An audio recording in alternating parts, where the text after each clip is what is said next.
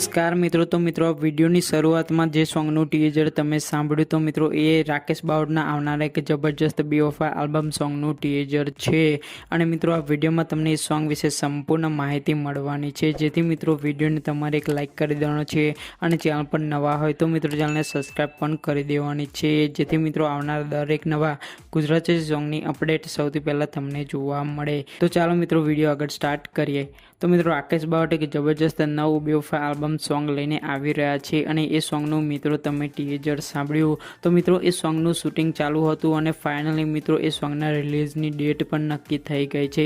તો મિત્રો આ સોંગના ટાઇટલની વાત કરીએ તો મિત્રો આ સોંગનું ટાઇટલ છે આ ફાટ્યું ને તૂટી વીજળી। તો મિત્રો આ સોંગ લખ્યું છે ચંદુ રાવલે અને મ્યુઝિક આપ્યું છે ચિરાગ ગોસ્વામીએ।